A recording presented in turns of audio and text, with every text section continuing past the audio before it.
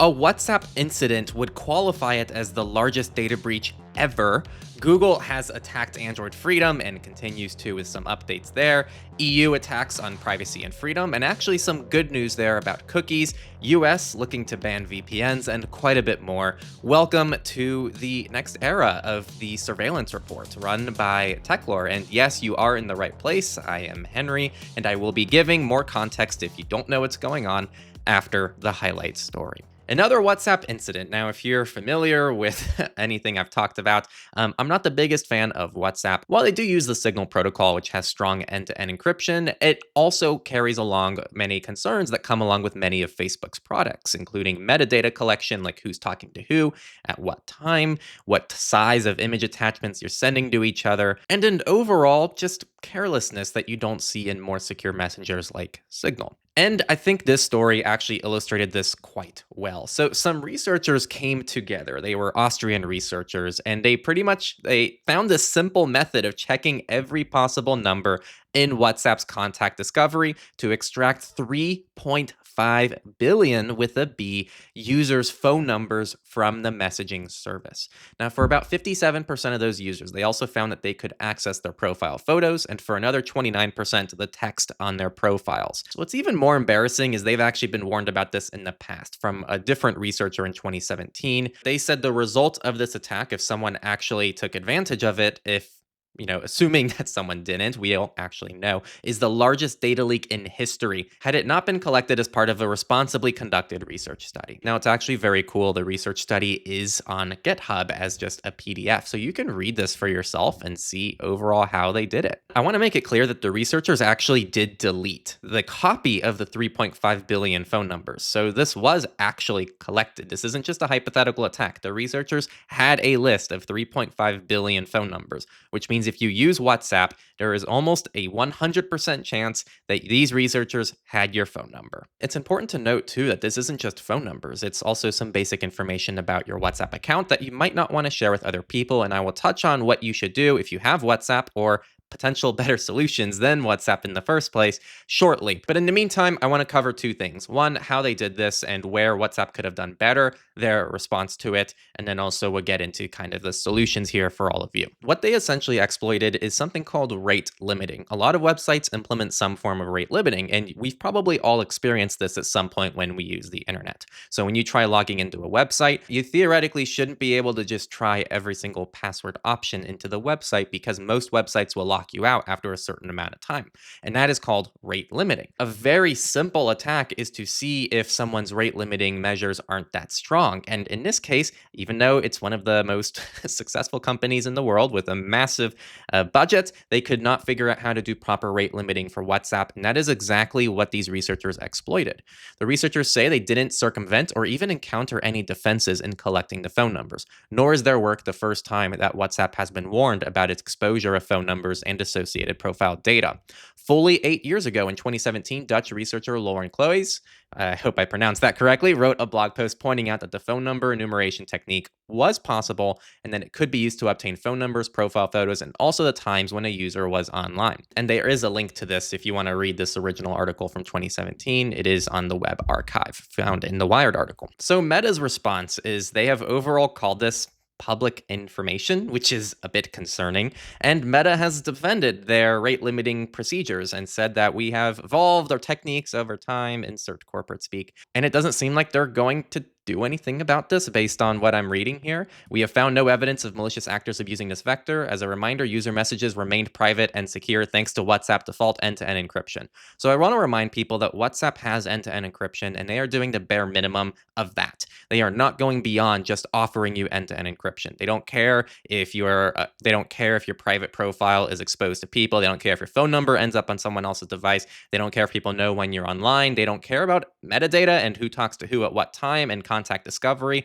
They don't care about this stuff. They just care about basic end-to-end encryption. And as long as you know that, then at least you're aware of what WhatsApp really is. It's not this ultimate privacy messenger. It's a messenger that has just basic encryption. If you are using WhatsApp, enable any privacy features that you can in your profile to keep as much of it private as possible. And also, WhatsApp, coincidentally, has started testing a username feature in beta. This means that you can now use a username. It's unclear what kind of privacy they're going to have around phone numbers, but that is something to explore in the future. future. In the meantime, I wanted to show off Signal and their approach to this. Even assuming Signal didn't implement any rate limiting protections, kind of like WhatsApp did, you actually have some settings inside of Signal, which is a really good messenger that you can access. And the two of them are who can see my phone number and who can find me by phone number. You can actually turn both of those to nobody and just use a username to add people on Signal, and it's intended to be used somewhat temporarily. I'll generate a Signal username, maybe go to an event, share it around with people, and then I'll generate a new one. It's meant to be updated over time. Lots of weird things from Meta. They never give me a reassuring response when they deal with incidents like this.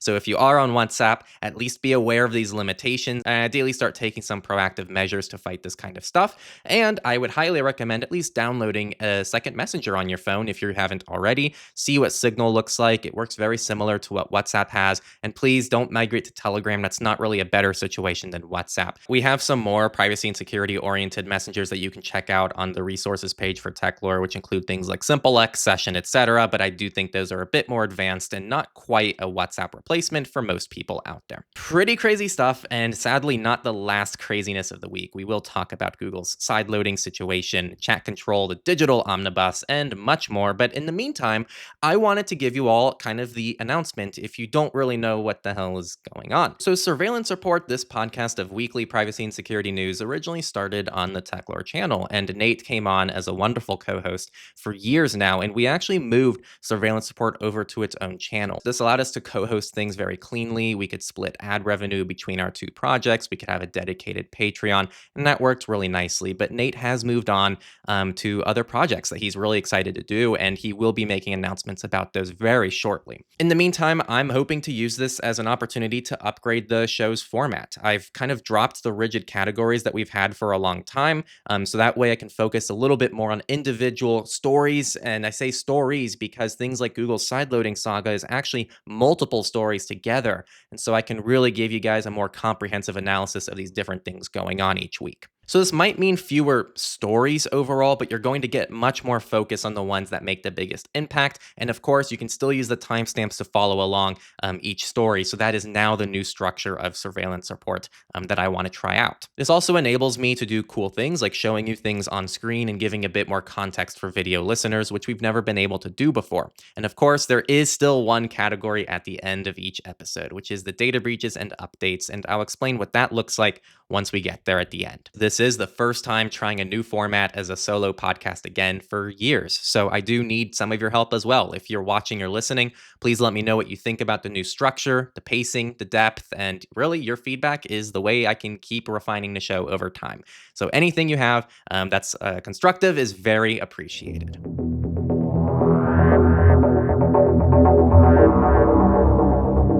Our next series of stories is going to be about Google's sideloading situation, which if you haven't heard anything about this, strap in because it's a pretty good ride. Well, not good, mostly bad, but we'll cover what that looks like. So a few months ago in August, Google essentially came forward and said they're going to be blocking sideloading for any unverified Android apps starting next year.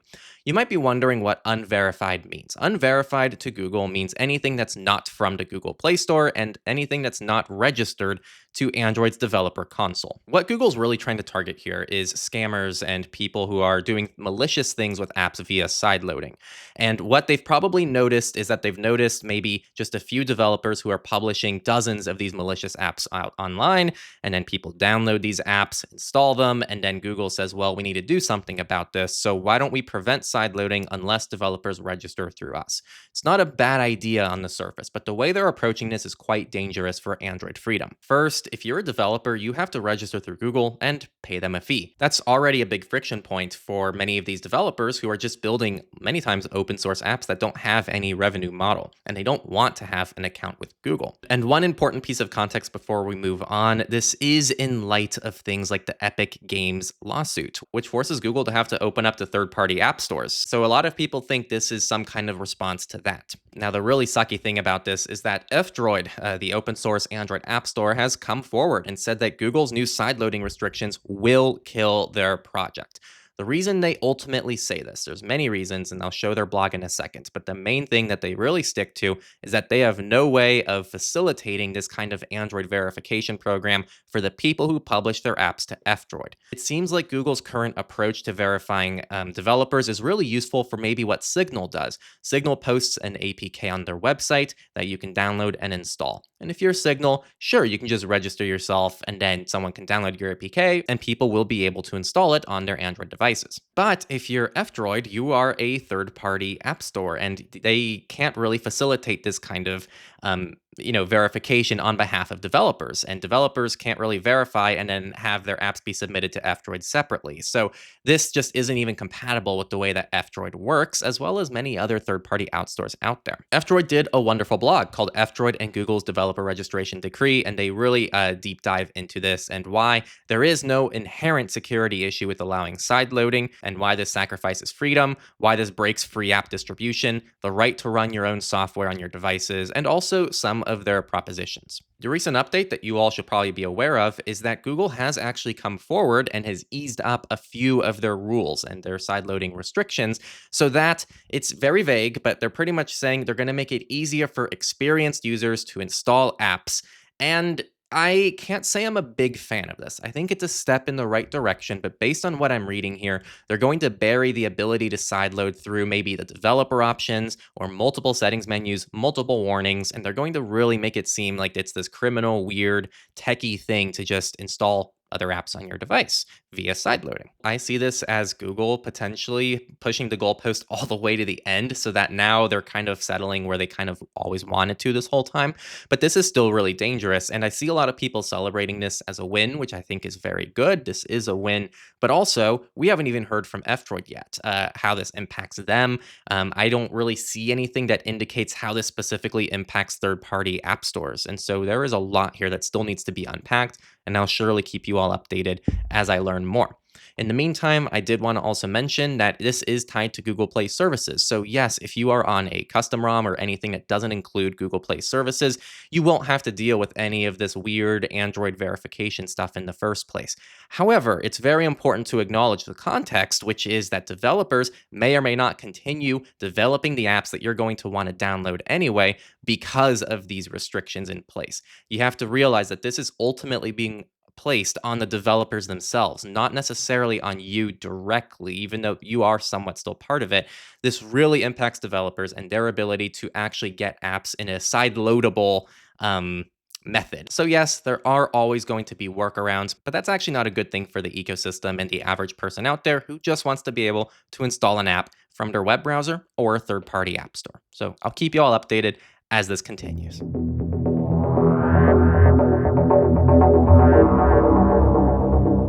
We're now going to head into kind of an EU version of this video, but don't go away just because you're not in the EU. This is fairly global and does impact everybody else because the EU sets a lot of trends when it comes to the privacy and security space. So this is important. And we're going to start with chat control. A little bit of context. Chat control is this initiative by the EU to backdoor end-to-end encryption. It's overall presented as a way to protect the children.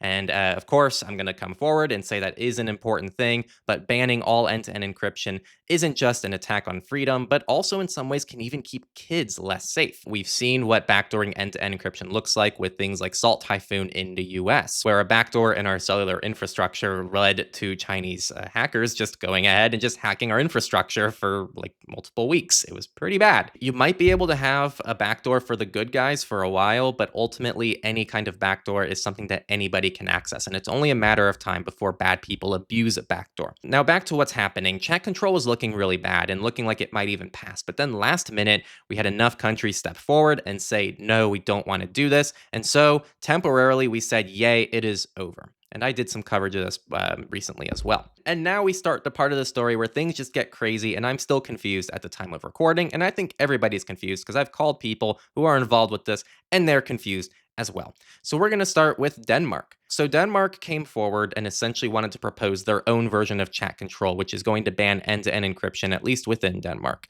And then Patrick Breyer said, well, we prevented that from happening. I don't know his primary source. He just posted that on Mastodon 4 days ago at the time of recording. So it seems like everything's cool. Well, one day ago, Patrick Breyer goes on Mastodon and says, "Oh, it's actually not defeated yet." In an open letter, top scientists warned the new proposal still poses high risks with flawed voluntary AI mass scanning and invasive age checks. Italy and Poland have reservations too. So that's the newest update, right? No, well, apparently just today, EU governments are removing chat control from today's agenda because a majority has not yet been reached. For the reasons, see the leaked cable, especially regarding Spain's demand. So this means this blog that Patrick posted yesterday is no longer relevant. I am not terribly sure, but it's important to keep following this very closely because it honestly seems like every 6 hours this is changing. And I found Mulvad's blog on this quite entertaining if you guys haven't seen this yet. It's called Mulvad VPN Presents and Then. And it's literally kind of some fun videos. And it goes through the backstory, the and then, and then, and then, and then, and then. And actually, this is somewhat out of date. They could keep this going another 5 or 6 posts now based on everything I just shared with you. It's also a very good reference to Dude, Where's My Car? If you haven't seen that movie, it's a bad movie, but it's entertaining. Well, fun fact, you can visit the place at the end of the movie where you can play mini golf and do other fun things, and that's something I've done, and it was quite fun.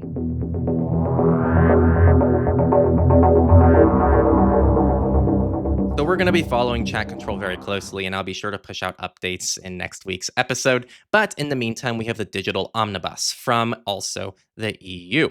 Now, this is a weird name, omnibus. What does that mean? Essentially, this is a reform to make GDPR a bit different in 2025 and in almost entirely bad ways. If you're not familiar, the GDPR is one of the world's strongest and first real data regulations that were put in place to help protect consumers and give them rights. It gives you things like the ability to access your data and see what a service has about you, and the concept of being able to delete your data. Before the GDPR was passed, this wasn't really something that was common on websites, but now you can probably log into any major account that you use and you'll see the ability to delete your account and or request your data from the account, and almost all of that ties back to the GDPR. It's inspired similar things in Brazil, in California, and many other places around the world that have modeled their own data regulations off of the GDPR. Unfortunately, it seems like the EU is facing pressure from someone, from themselves, from something, that they need to be more competitive in the AI world and in the tech world. And in order to be more competitive in the AI and tech world, they need to pretty much weaken the GDPR. So here is an overview of changes from Noib, who did fantastic coverage of this. The first change is they plan to narrow the definition of personal data. This means that if anything isn't directly tied to you or a specific identity, it may not fall under GDPR. Not only does this mean that potentially a pseudonym that you create under maybe a fake name might not be covered under GDPR, but also things that are just considered random ID numbers, which historically we say you can't anonymize many data points. But if a piece of location data is tied to a random ID number instead of a personal person, that might no longer fall under GDPR, apparently. The second major change involves some technicalities on what's considered abuse of the GDPR. Even though this was already in the original one, this new one gives a few more rights to businesses over you as individuals. The third one allows the processing of personal data for AI. And this, yes, quite literally means that Google, Meta, and OpenAI can now train AI with your data in the EU.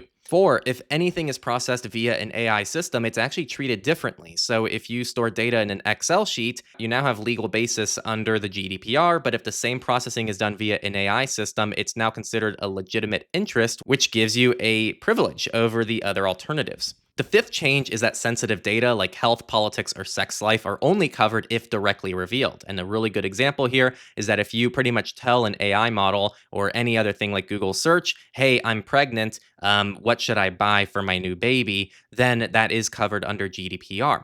But if you just say diapers for baby and Google infers that you're pregnant or figures it out via other data points, the thousands of data points that they have about you, then it isn't covered under GDPR. So now you're stuck in a catch-22 where if you reveal sensitive information to a platform, then they can't do anything malicious with it and you have GDPR protections. But if you don't say anything, then they can do everything possible to try to collect everything they can about you. It's really weird. And the last major change that NOIB covers is that they can pull personal data from your device. This new proposal just gives a lot more rights for companies to potentially take data from your device, like through cookies, statistics, and anything else that's justifiable, even under things like security purposes. And we already see this problem. This is already a pretty consistent problem that I don't think I need to explain. But yes, a lot of tech devices out there collect way more information than needed. And this now offers some sort of justification for that to continue happening. When NOIB originally published this, it was actually a leaked draft of the Omnibus, and the Omnibus was released today, and it has been confirmed that it is pretty much all of this. I don't currently have a full formal comparison to see if the leaked version is exactly the same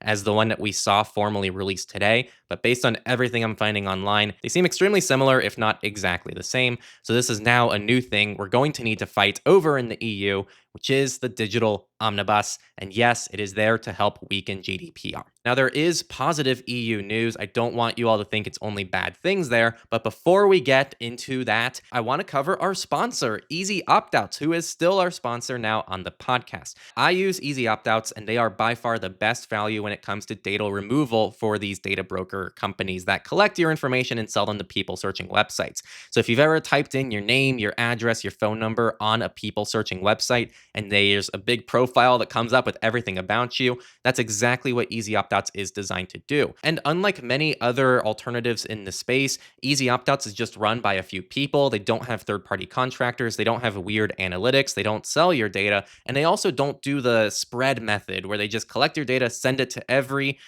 data broker out there and just ask them to delete it, even if they don't have your data. EasyOptOuts scans each website, does it individually, and they collect only the minimal information to be able to do that. Most notably, Consumer Reports did research on these providers, and they found that most of them are widely useless, with the two that were best performing being Optory and EasyOptOuts. So it's literally tied for the best service that you can possibly use for a fraction of the cost. EasyOptOuts is $19.99, not per month, per year. So I challenge anyone to find a cheaper service than that. So check out EasyOptOuts if you're interested. They've been a longtime sponsor of the show, and I'm excited to keep them on the show. Links down below, and use EasyOptOuts to opt out of a terrible industry, which is the data broker industry.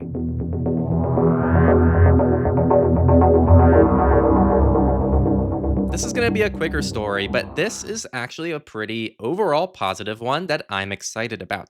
So a lot of these cookie banners that you see all around the internet asking you to accept or reject cookies, or most often, hey, reject. Oh, okay, what do you want to reject from? Oh, are you sure? And all these dark patterns along the way. Am I right? Like, we know what this looks like.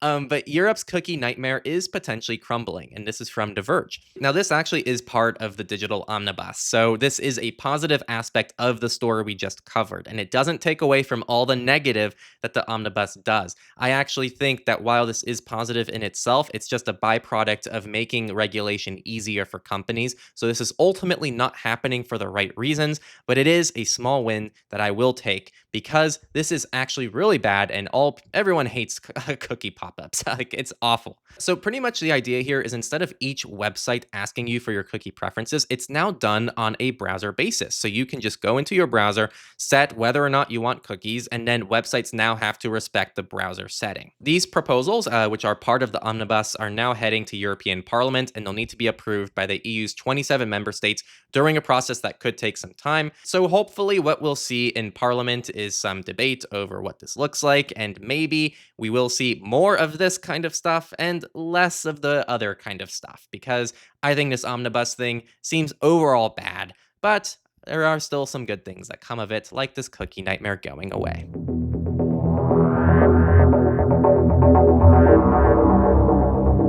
Now, we still have the US VPN ban and the Cloudflare outage, which I want to talk about. But before that, let's briefly touch on WhatsApp again. They have opened up the WhatsApp to third-party chats for users in Europe. And this is part of the interoperability of the DMA.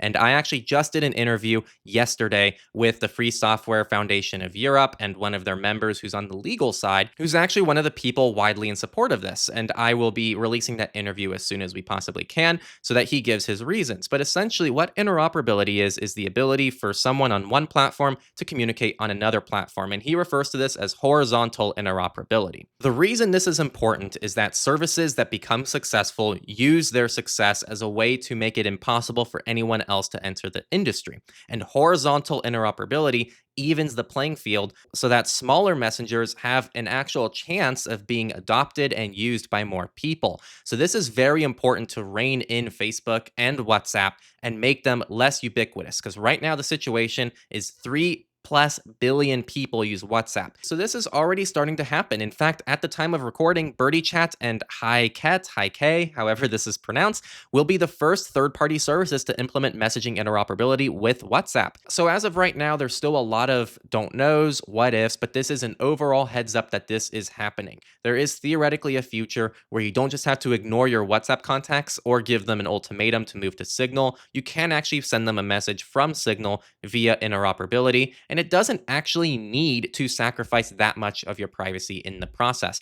I saw some people who were quite negative about this, but I think they're really missing the bigger picture, where even if privacy is slightly degraded for one or two of your chats, first off, you don't need to send a message to someone on WhatsApp. You can still give them the Signal ultimatum. That's still there, but privacy is just a part of overall digital freedom, and everybody being on WhatsApp and that being the ubiquitous messenger is not good for digital freedom, and this will actually help fight that. There's a reason Facebook and all these big tech companies are heavily against interoperability, and it's not because of your safety. It is because they want to maintain control over their users and not have their users move to better platforms. So yes, if you're somebody who's hardcore and wants to make sure your privacy and security is as safe as possible, if anything like this ever rolls out to something like Signal, sure, keep everything in Signal. But we don't know anything about this yet, what the privacy and security necessarily looks like, how it's going to interoperate with possibly more secure messengers out there.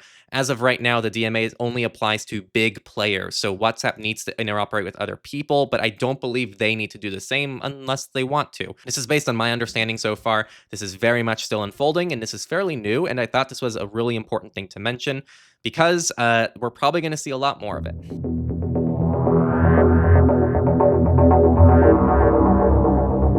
Now we're going to move further west to the US, and we now have a second state that has come forward that wants to ban the use of VPNs, and it is Wisconsin. If you weren't listening to Surveillance Report before, Michigan was the first state, and this did not go through, fortunately, and it was, funnily enough, named the Anti-Corruption of Public Morals Act. Like, they could not have picked a crazier name for this act to try to make you look awful for voting no against it, but what it actually did was ban the use of VPNs. Now, that Michigan one still hasn't been passed by the House of Representatives committee, nor has been voted on by the Michigan Senate, and it's not clear how much support the bill has beyond the 6 Republican representatives that have proposed it, and so we still have to see what happens there. But in the meantime, we have Wisconsin that has come forward and said, that's a good idea, why don't we try that too? This is under AB 105 and SB 130, and the EFF article does link to those PDFs. And this is an age verification bill that requires all websites distributing material that could be deemed as sexual content to both implement an age verification system and also block the access of users connected via VPN. This has already passed the state assembly in Wisconsin and is now moving through the Senate. And if this becomes law, Wisconsin would become the first state where using a VPN to access certain content is banned. This is an awful idea. And besides the fact that if one state passes it, it now makes it normal for other states to pass it and potentially someday even going federal. Oof, I hope that doesn't happen. But this is a terrible idea for many of the reasons that the EFF lists on their own article, which is first, almost everyone uses VPNs. Businesses use VPNs. I'm connected to a VPN right now to my NAS behind me. I know I just use Tailscale all the time. It doesn't make any sense, but when I leave the house, then it's already connected. Students need VPNs for schools. Vulnerable people rely on VPNs for safety. All of you all and myself still use VPNs just on the day because we just like privacy and we want to just own our own data and not be tracked and know where we are when we go on random websites. The second reason this is bad, according to the EFF, is it's a privacy nightmare, and I don't think I need to explain this, that if a government is now mandating companies to have to collect sensitive age verification data, that puts everybody in jeopardy and sets the precedent that information on the internet should be prevented from being accessed by different people. I want to remind people that the Discord hack that happened in October was due to their age verification system, and it actually leaked sensitive age verification data about minors, which is extremely ironic and is why all of us are saying that if we want to protect the children, there's ways to do it without jeopardizing them along the way and also jeopardizing the freedom and overall access to information that everybody else in the world has who aren't minors. And the last major thing that the EFF speaks about is that this probably won't even work. We don't really have an easy way to establish technology to work this way. The internet is very decentralized, and just having this kind of law sounds great in theory in terms of implementation, but it just doesn't work that way. There's still ways to bypass this and trick websites into thinking you have a VPN, and this is mostly a fantasy world that this actually passes and is somehow implemented in a clean way that doesn't hurt people. Make no mistake, this is really bad, and if you want to learn more, I've already done an entire dedicated video about this US ban on YouTube that you can all watch if you're interested.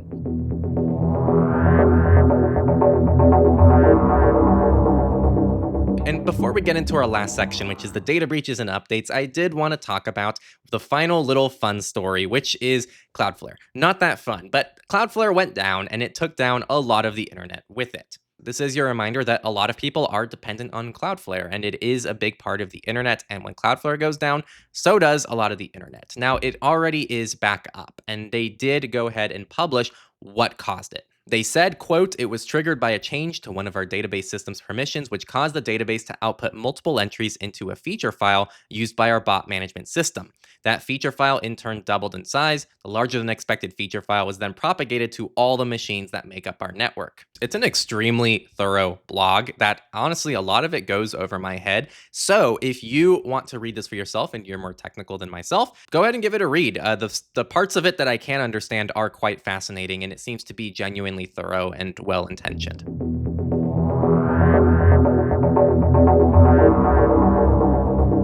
Which brings us to the data breaches and updates section, the only section of the new surveillance report. And the way this is going to work is I'm just going to give you the headlines of the data breaches. The reason I'm doing this is I feel like the data breaches are extremely repetitive, and yes, that is kind of the point, but we can still get that point across by listing off the headlines each week without needing to go into all the fine details. Now, if there is a big enough data breach where it is a major story of the week, then it might be its own story, but I think that doing this approach is a lot more efficient and allows you to just see if a headline impacts you. Check out the notes in the description, and then you can read more to see how you're impacted. I'll touch on what updates are in a sec as well, but first, the data breaches. Hyundai data breach may have leaked drivers' personal information, so check that out if you are in any way involved with Hyundai. Logitech got hacked, and this impacted employees, consumers, customers, and suppliers via a 0-day, so definitely go check that out if you're in any way involved with Logitech. This is an update to the Jaguar Land Rover cyber attack, which cost the company over $220 million.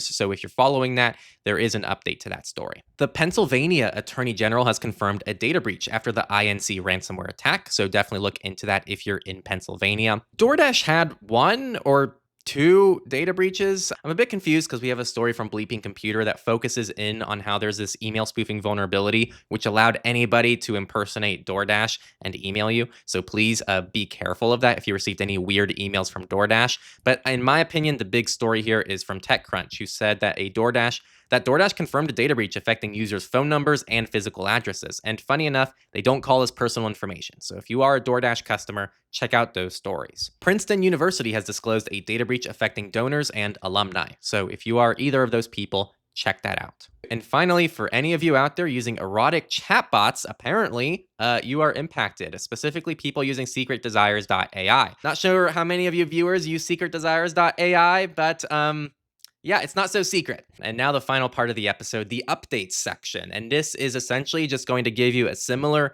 headline situation as what I just gave you, but for updates in the community for services that many of you probably use. So Firefox has released some new AI features, including an AI browser window, and it's called AI Window. And yes, it is as controversial as you might think it is. So definitely go check that out if you're interested. And if you don't like AI, then you probably won't be interested. Firefox Firefox 145 also dropped support for 32-bit Linux, which marks an end of an era. Firefox tab groups did get an upgrade thanks to user feedback. Blender has hit version 5.0 if any of you use Blender. Tails, the operating system, hit version 7.2. And the Tor browser hit version 15.0.1 and 15.0.2. Both of those updates happened semi-recently. Nova Custom has launched the Shift Phone 8.1, which essentially is supposed to be open software and open hardware on one device with kill switches, etc. Very interesting concept that you can learn more about in the show notes. Google fixed a zero-day flaw in Chrome. Unclear if that's tied to Chromium or only Chrome, but either way, make sure your browsers are up to date. And finally, Thunderbird has added native support for Microsoft Exchange accounts, which is very exciting if you're a Thunderbird user. Now, before the final words and what to expect next, I want to once again quickly shout out our sponsor, EasyOptOuts. There is no better value right now on the market when it comes to offering a data removal service for all of these sites that collect your data, sweep it up, and sell it to third-party data brokers and people searching websites. EasyOptOuts is really changing the model from how things normally work right now, and they keep things as simple and minimal as they need to be.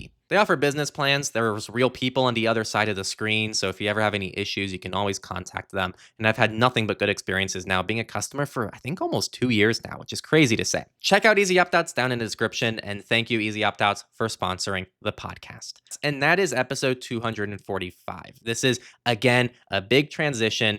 We did lose Nate as a co-host, but he's doing a lot of other cool things, and I wish him very well. And make sure to check him out on Mastodon to keep up with everything he's doing. I also want to mention that if you're a patron of Surveillance Report, we are going to be slowly phasing that out. In fact, I've already shut down the tiers for Surveillance Report. So the new way to support this podcast, if you want to continue supporting it, is on the Techlore side of things. So definitely give any feedback. Thank you, patrons, for your support along the way, and I hope to still keep your support as things migrate back to Techlore. And finally, the typical way to finish out Surveillance Report. If you enjoyed it, make sure to share any of these stories with people around you. I'll be clipping most of these stories onto Techlore clips, so that way you guys can all share these individual stories as a separate video with people that you know, and that's a much more digestible way to share this. If you're on a platform where you can leave a rating, like a like on YouTube or a star rating on Spotify or Apple Podcasts, that actually does help the podcast a lot for visibility, and it allows this podcast to reach more people with the news and to keep them safer online and take back their digital freedom. I want to thank you all for being here and not just listening, but also taking your digital freedom to the next level,